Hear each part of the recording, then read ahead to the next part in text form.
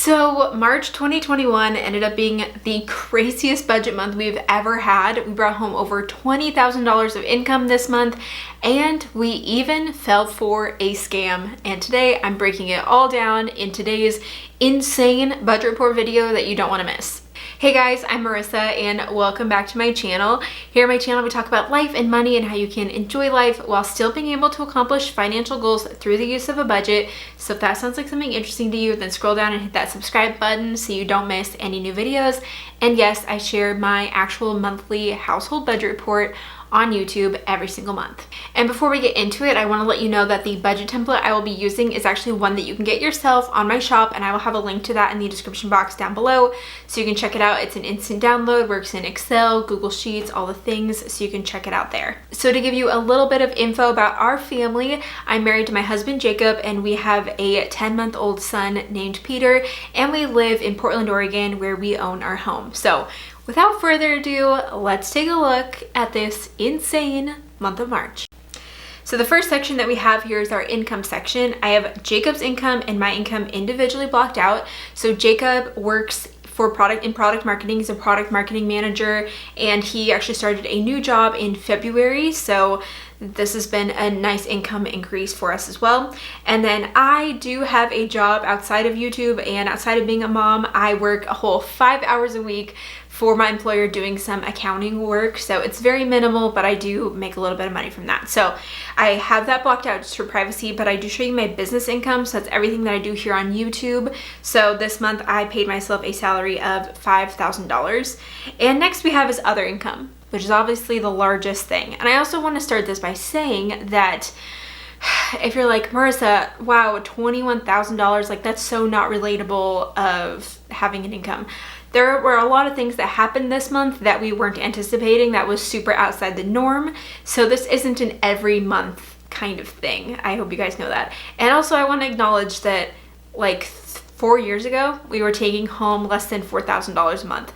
So our standard monthly take home has definitely gone up in the last few years, but this month in particular is pretty crazy. Normally we take home about $8,000 to $9,000 a month, and so $21,000 is a little bit crazy, and as you can see, it's because of all of this extra other income. So other income here included our stimulus. We got $4,200 from our stimulus for this round, and yes, we do qualify for stimulus. We are within that income threshold. And then we also got a little bit of a tax refund. You'll see some tax stuff down in our expense section as well. But we live in Oregon, which has a state income tax. And so for one of them we owed, and the other one we got a refund. So we got a little bit of a refund from one of them, which I'm including here. And then we also brought home some additional income because we kind of really messed up, and actually someone on YouTube pointed this out to me, so thank you to the person who did. In regards to our HSA, we had an HSA, which is a health savings account, and it's paired with a high deductible health plan.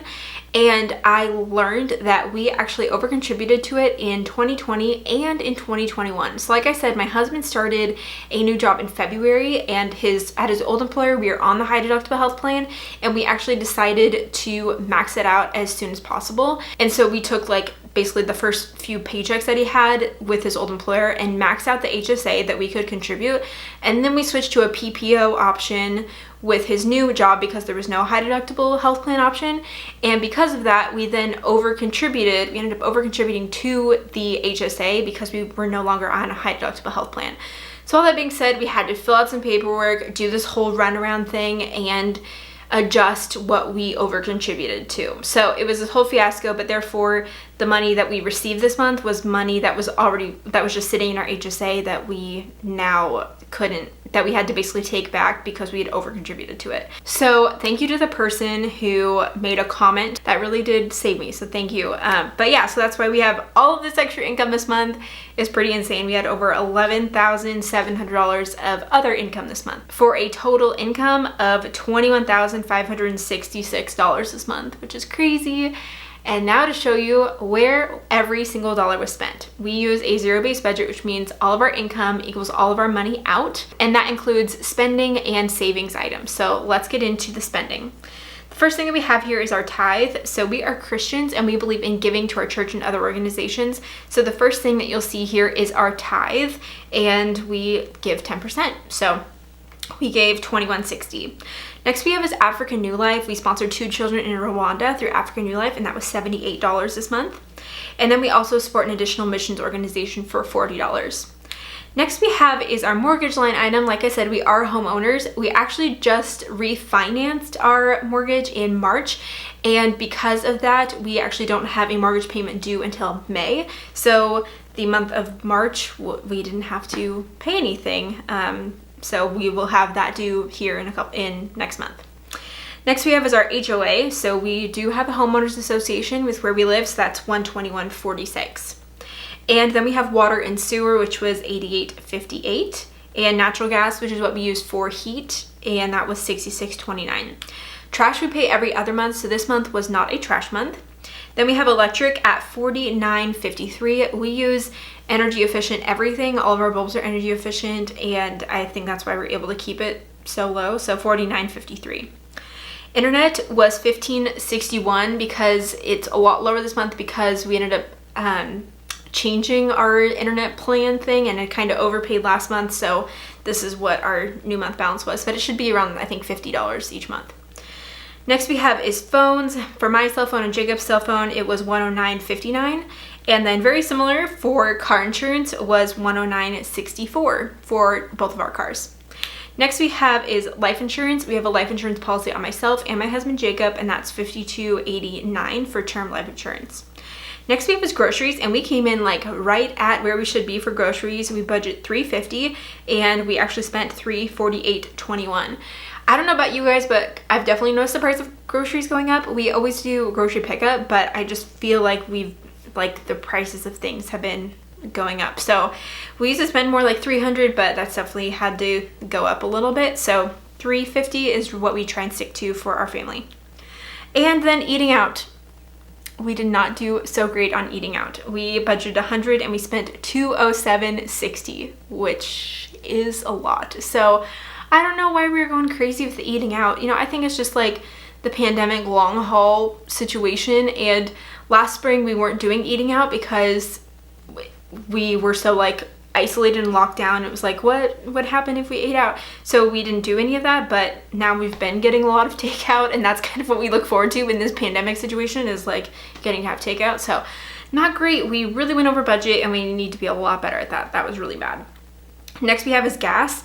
So we ended up spending a lot more on gas this month. We had to fill up both of our cars, and then Jacob also filled up a couple 5-gallon things of gas to have as like emergency gas as well that we had to have. So we spent $102.76. Gas is also going up though. So we normally spend $40 a month on gas, which is basically filling up one car, because we are working from home because of the pandemic still. So we don't really have many places to go, so it definitely has helped with our gas bill. But that being said, I may have to start increasing this to like $50 a month because the price of gas is definitely going up. Next we have is taxes. So we did owe $984, and this is a combination of taxes that we owed as well as paying our CPA. I have a CPA do our taxes, and that I do have a degree in accounting, but I'm not a CPA, and it's been a long time since I've taken a tax class, and I would rather pay a professional to do that for me and not worry about it. So that was all included here in this tax line item, $984. Next, we budgeted for fun. We budgeted $50 for fun, and we didn't spend any money on fun this month. Next month, we're gonna spend money on fun. Okay, next we have miscellaneous, and this is also just, why did this happen? We budgeted $100 and we ended up spending $321.34 on random stuff for miscellaneous. So yeah, that was not great. Not great. Yeah, we need to be a lot better about that. This was just like random things that ended up happening. So not good. Okay, now it's time to talk about the thing that you're probably very interested in. We got scammed. And so I have this labeled in here. We got scammed $270.44.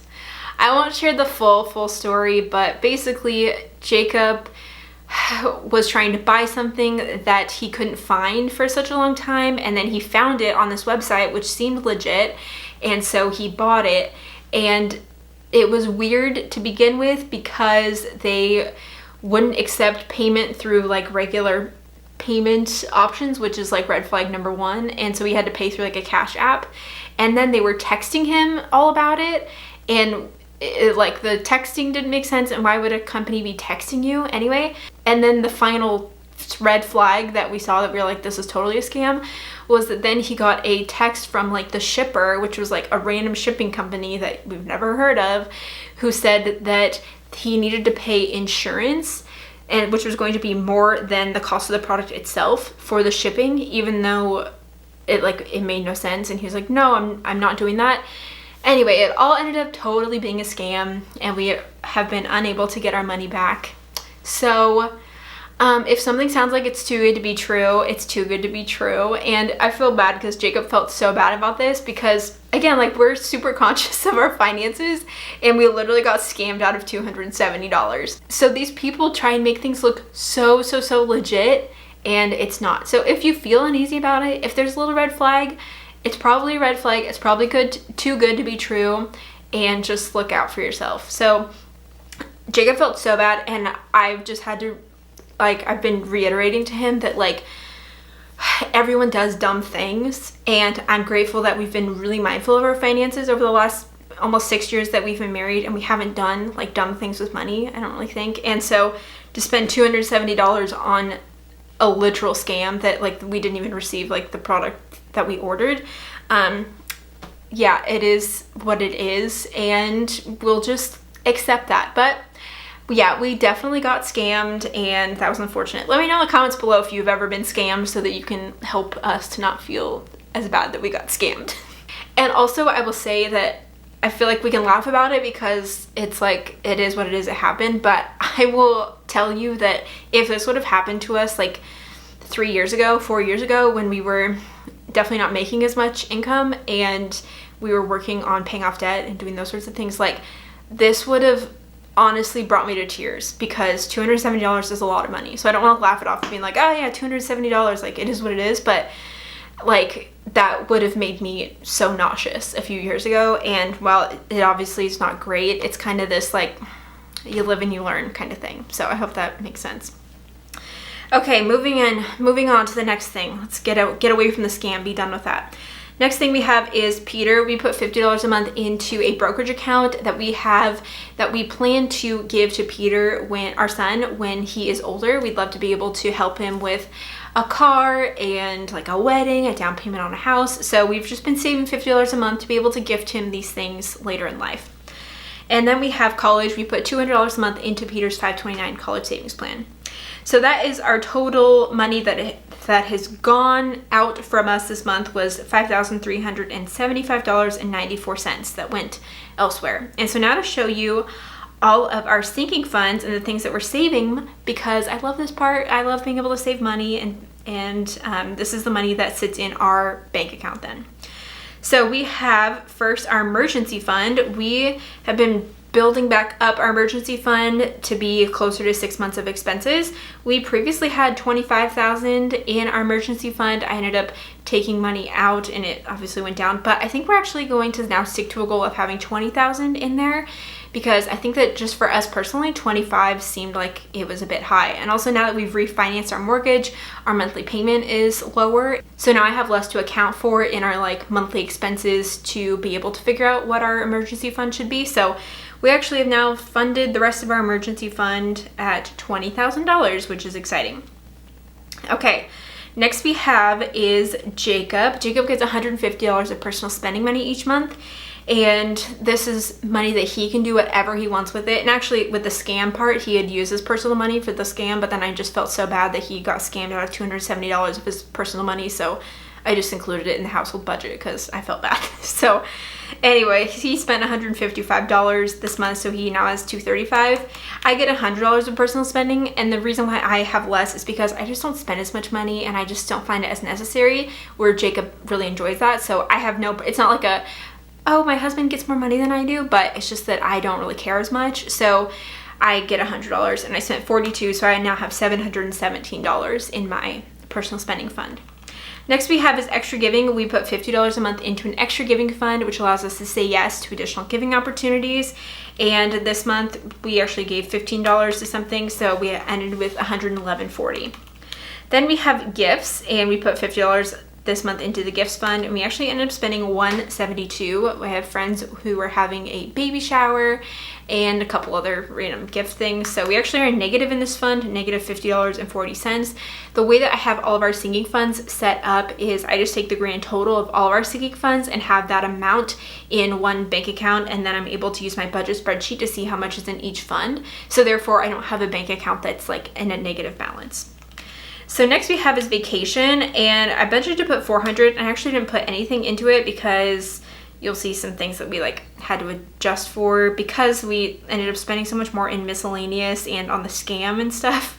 I had to take money out of something else to get it to be a zero-based budget. So we'll replenish this in the next month. But we spent $28.02. I had plane tickets booked to go to Kauai in May, but we have canceled that trip and we are now going somewhere else in the fall, and I'm really excited about it. So I was able to exchange the plane tickets, and I ended up having to pay an extra $28 to do so. So we now have $32.48 in our vacation fund, and I can't wait to go on vacation in the fall. Really looking forward to it. Next we have is Christmas. We budgeted $100 and we actually put $32.21, again because we ended up going over in other categories. That meant that we had to be under in others, so that's why this is less as well. So now we have $232 in the Christmas fund. Next we have is medical. We put $25 a month into a medical fund to cover medical kinds of expenses. We spent $45.69 this month, so now we have $134.32.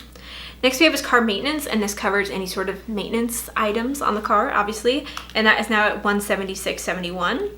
And then we have house maintenance. We put in $375 and we actually spent $587.33. So we actually ended up buying some emergency preparedness sorts of things, which was pretty necessary, and I feel like 2020 kind of was a wake-up call to make sure that we were prepared on these fronts. So we spent some money there. So we now have $22.70 in the house maintenance fund. Next we have is household, and we put $100 a month into this fund for things like soap, detergent, like other household necessities, and that was we spent $59.48, so we now have $99.30. And next we have is baby. Normally we put $100 a month into the baby fund, but you guys, this month was an absolute fail on the baby fund front. I spent so much money on Peter that I did not need to spend, but I did. So I ended up putting $600 into this fund. We spent $513.95. I ended up buying him the Nugget couch. If you've seen this thing, you know it's super cute, and it's like a play couch that'll be perfect for him. I'm really excited for it to get here. And then I also bought him a bunch of spring and summer clothes that he was going to need soon, and then got him some like Easter things as well. So just spent a lot of money that I didn't need to spend, and April's going to be a fresh start, and I'm not going to go crazy on all the baby things. There was no reason for that. So I'm ashamed to say that we spent $513.95 on Peter this month. If you're having a baby and you're like, what, $500 a month on a baby? No. You don't need to spend $500 a month. And most of the time, $100 a month is what we spend. This month was a little crazy, so, and we didn't need to. So we now have negative $11.98 in that fund. I also thank you guys, honestly, knowing that we brought home $21,000 this month. That was like, I feel like the reasoning of why I felt like I could spend all this money on baby things. I'm not gonna lie. Next we have is our brokerage account.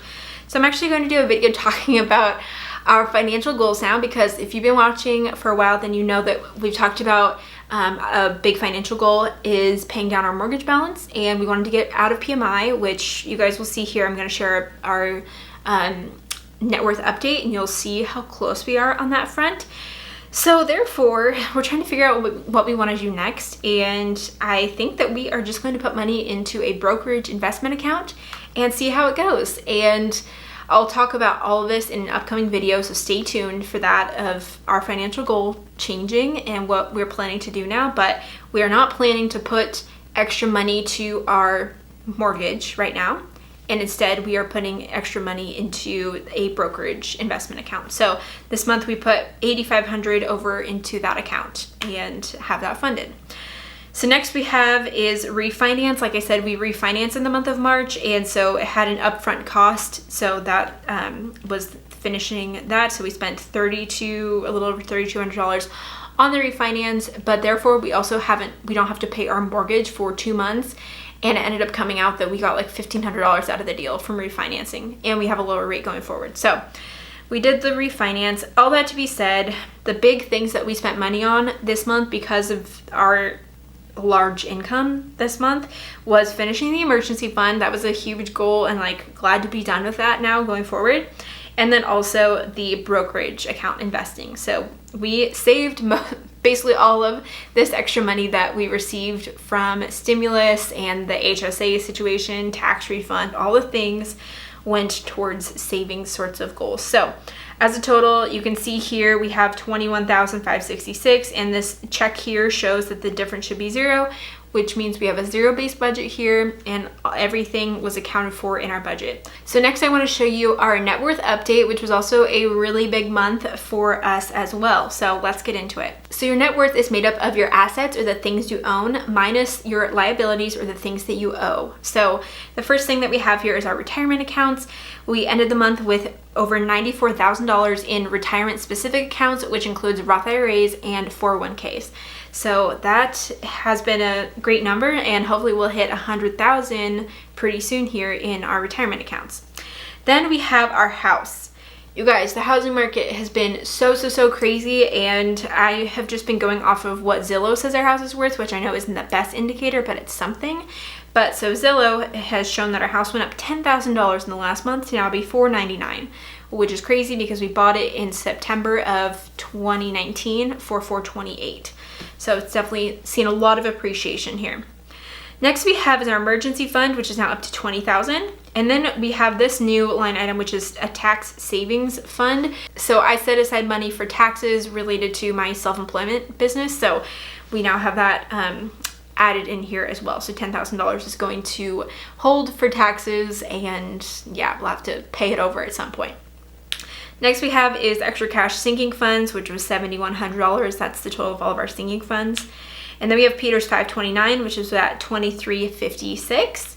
And then our new brokerage account that we opened up, like I said, we put $8,500 in it, and it's now at $86.41, which is great. And then we have Peter's, or the brokerage account that we have intended for Peter, and that is $36.33. Next we have is stocks. Individual stocks we have at a little over $1,800. And then as you can see here, our HSA went down substantially because we had to go through the whole process of filling out all the paperwork and taking money out because we had over-contributed to it. And then we also had to pay some additional medical bill things out of that as well. So that's now down to $398.62. And previously I talked about wanting to use our HSA as an investment vehicle and not touch it. But now that our HSA balance is so low, to be less than $400, we actually can't invest it if it's under $1,000. So I'm just going to be using up the rest of the HSA at this point to pay for medical bills and not investing it because we can't invest it at this point. And yeah, so that was just a huge bummer, but it is what it is. And yeah, since we're on a PPO plan now, we can't use an HSA. So we'll just finish off the HSA and be done with it. But I love the HSA and the awesome triple tax advantage that it has, but unfortunately it just didn't work out for us, and yeah, but we got that resolved. Next we have is our Toyota Corolla. That went up in value. I've used Kelley Blue Book to track the value. Used cars have gone up in value again, so this is at $93.40, and then our RAV4 is at $15,827, which has gone up substantially as well. So total assets, or things that we own, is $672,000. And next is our liabilities, and the only thing that we have is our mortgage balance, which is now at $390,000 since doing our refinance. And that is the only thing that we owe money on. And so our total net worth is $282,000. And so I hope that we can hit $300,000 pretty soon. So this next line that I have here is showing our house equity, because like I've shared, one of our big goals was working on paying down our mortgage balance. I really want to get out of PMI. We have to pay private mortgage insurance on our mortgage because we only put 5% down. But because of market appreciation so much in the last year and a half, and we've paid an extra $5,000 to our mortgage principal since then. We have seen this house equity amount really grow, and again, most of that has been from just market appreciation. And to be able to get out of PMI, we will have to pay for an appraisal, and then if the appraisal comes out the right number, then it'll just automatically drop PMI. So we now have house equity of $109,000, which the equity percentage is 21.84%, which we need to have 20% equity to be able to drop PMI. And the whole gamble here is paying for the appraisal, and if it doesn't come out to be 20% equity, then we'd lose the money that we paid for the appraisal. So I'm trying to figure out when the right time is that we want to do the appraisal, but I think it's going to be pretty soon. So that is why I'm not putting extra money to the mortgage right now, is because I think we're right at about 20%. So I don't want to put extra to it right now. We want to drop PMI, and then we'll see what we want to do with our financial goals after that. So again, stay tuned for that upcoming video about the financial goals that we're working on and what we plan to do next. But that is our overall net worth update, and I'm really excited about how this month was. It was crazy. This month was insane, and again, not normal, but it was really fun to be able to budget off of something that was totally not typical. So thank you so much for hanging out for this video. I know it was so long, but I feel like there's just a lot of information to share. So let me know in the comments below what was one win that you had in the month of March. And don't forget to subscribe to my channel, and also check out my budget template. I will have a link to that in the description box down below, so you can find it there. And I will look forward to seeing you guys in my next video. Bye. I'd run 1,000 miles if I could run with